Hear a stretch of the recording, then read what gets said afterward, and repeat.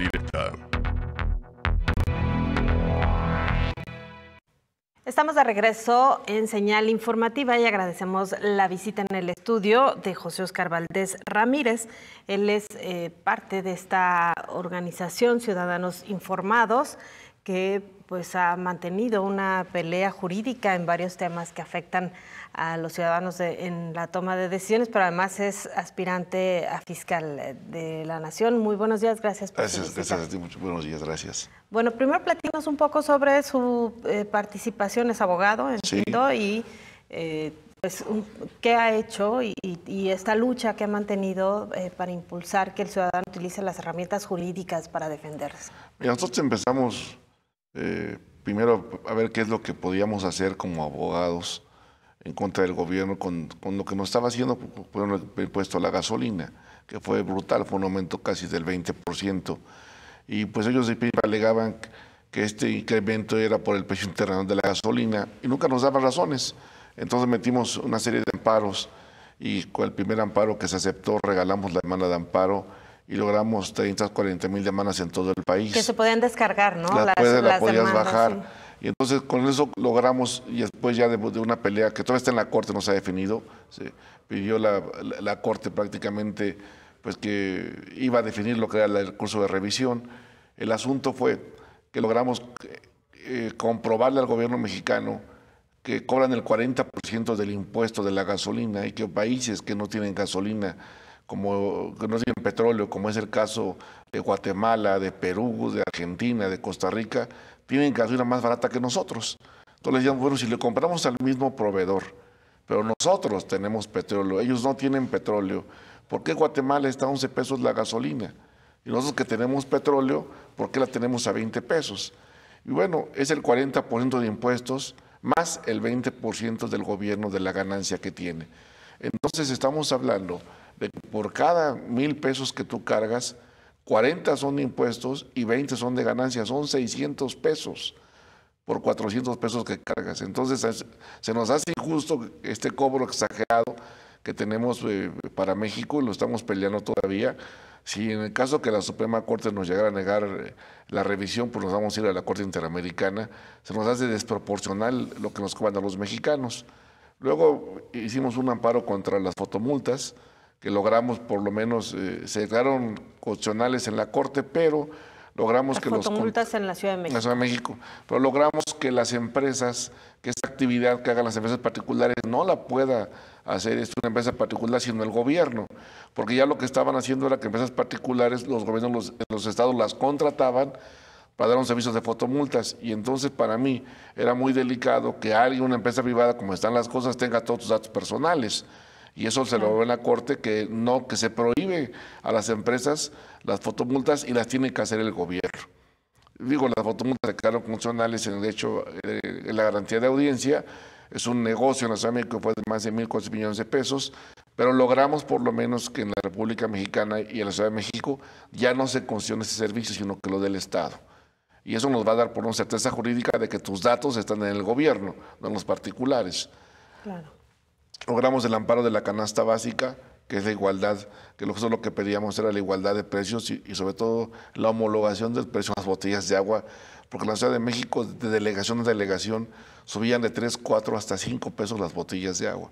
Y le decíamos que ¿por qué? Pues estás en la Ciudad de México, digo, no estás en provincia, no estás lejos de la ciudad. Y resulta que nos dimos cuenta después de ese amparo que la Profeco no pone los precios, que los que ponen los precios son los grandes departamentos como el Walmart. Y desde hace 17 años no ha habido una sanción para ningún centro comercial ni para un centro de distribución porque la Profeco no pone los precios. Entonces decíamos, entonces ¿para qué está la Profeco? ¿Cómo vas a sancionar a alguien si no pones tú los precios? Y este tipo de irregularidades llevaron a la economía a que en el próximo año van a empezar a poner los precios y ya no van a dejar esto al libre mercado. Así es lo que fuimos logrando con la sociedad. Después me invitaron a participar para fiscal con las ONGs y pues acudimos a inscribirnos. Se abre el proceso la segunda semana del mes de septiembre. Ya no va a mandar a remar las ternas que tenía pensadas. Va a ser un proceso abierto, el Senado va a auscultar a la gente que va a participar, van a ser 10 personas y de esas 10 personas se va a mandar prácticamente a la presidencia de la República esas 10 personas y de ahí ellos eligen una terna y la regresan al Senado y de esa terna se va a votar quién es el fiscal. ¿Qué organizaciones son las que lo están impulsando? Pues son bastantes. Es que mucha gente ubica mucho a la sociedad civil como la Coparmex, ¿no? Claro. No, o sea, ellos son unas, o sea, hay muchos civiles. Está Unidos por México, Unidos por la Delincuencia Organizada, México Unido, México Solidario, son bastantes las ONGs, muchas son de provincia. Logramos 1,200 ONGs y más de 30,000 apoyos de gente individual para poder buscar la Fiscalía Independiente y pedir prácticamente que se vaya la Fiscalía para que puedas investigar a todos. Esa es la realidad, o sea, que no sea un fiscal carnal y que no sea un fiscal a modo. En los estados lo que ha estado, con ustedes es una muestra porque me he estado dando cuenta que aquí se impuso la sociedad y aquí lo que hizo la sociedad fue imponer un fiscal independiente, después de mucho batallar. Ojalá que eso se replicara, pero para todo México sería genial. Pero un fiscal anticorrupción, no el fiscal general sigue siendo dependiente del gobierno del estado. Pero bueno, por lo menos empiezas con algo porque la corrupción es el que realmente va a hacer las investigaciones reales. En el caso de la Fiscalía General, obviamente va a tener un fiscal también anticorrupción, el cual va a depender de él. Pero ya por lo menos tienes un anticipo de que un agente es de la sociedad civil. Claro. Algo van a hacer. Eso es lo importante. Ha habido muchas dudas en torno a qué se puede esperar de la figura del fiscal en el próximo gobierno, porque primero se había hablado de una plena autonomía, de una plena independencia y bueno, parece que el presidente electo luego ha hecho algunos matices con respecto a cómo quedaría. Él quería meter a su terna desde que fue candidato presidencial, el cual era el maestro Batis. Realmente los demás no jugaban, era Batis el que iba a llegar a esa posición. El maestro Batis tiene 84 años, se declinó hace 3 semanas. Dijo, no, yo ya no juego en eso. Y automáticamente a partir de ahí y a partir de la presión de las ONGs, lo que se logró fue que hicieron que se abriera la convocatoria y que ya interviniera Andrés Manuel con la terna. Entonces dejó todo como está en la Constitución. No la modificó, porque las ONGs querían que se modificara, querían que en lugar de 9 fueran 6 años y que los que participaran no fueran candidatos en algún partido, que hubieran tenido algún cargo de elección popular. No se modificó la Constitución, la dejó igual. Entonces esto va a permitir prácticamente que sean la gente la que decide en el Senado y que se haga la votación y de ahí se mande la terna. Pero ya no va a influir como se tenía pensado, ¿no? Claro. Ahora se abre la convocatoria y se va a participar en el Senado y la discusión va a ser en el Senado. Y bueno, en ese sentido, ¿qué tanto se puede confiar en los senadores? Bueno, vamos a ser muy claros. En este momento Morena va a gravitar con un gran peso en el Senado de la República.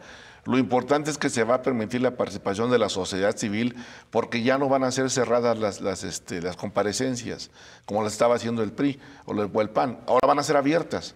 Entonces las ONGs van a poder participar.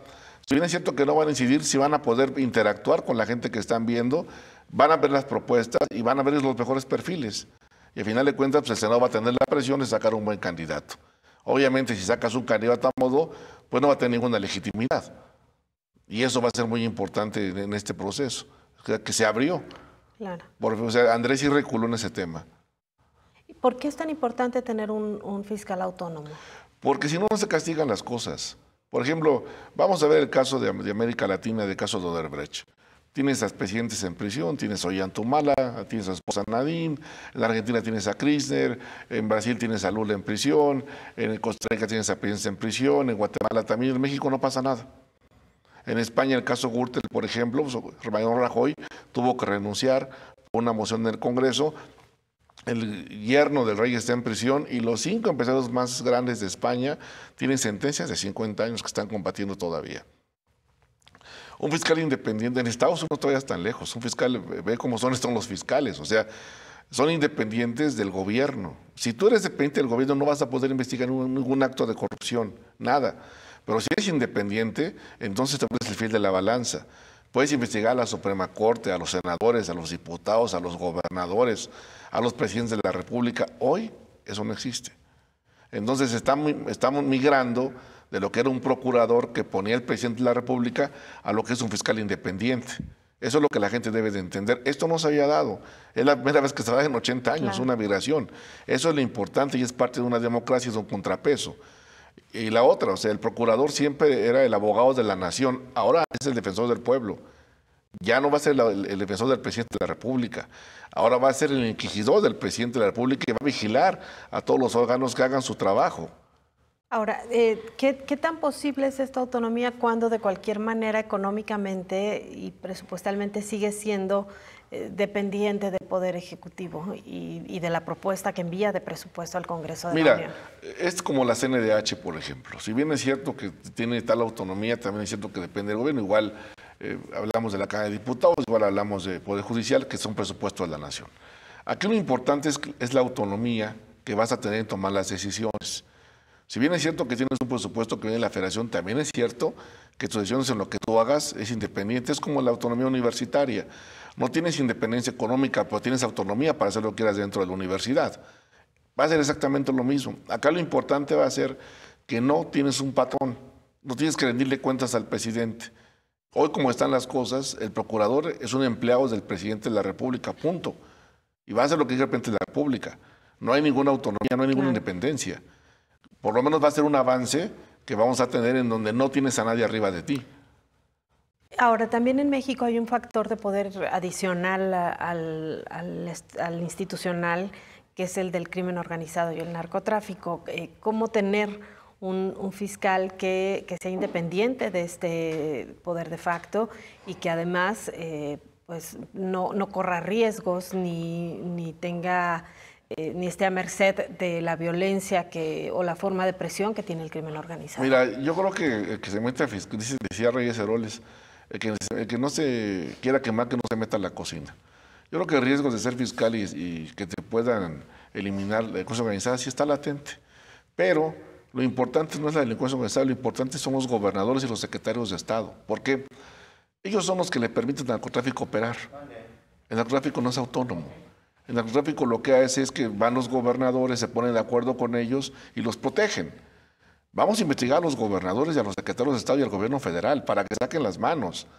Que ellos hagan su trabajo y el gobierno es suyo. Pero hoy lo que han hecho los gobernadores y el gobierno federal ha protegido al narcotráfico. Por eso estamos como estamos. O sea, aquí no vas a investigar. Mezclado, que es peor todavía. Pues están mezclados. Hay una simbiosis y ya no sabes quién es quién. Entonces tienes que volver a separar las cosas. Tienes que empezar a investigar primero al gobierno federal y después al pueblo. No puedes empezar al revés. Porque la gente que está en el narcotráfico o la gente que tiene ese poder, alguien le dio ese poder, no es gratis. Se lo dio el gobierno.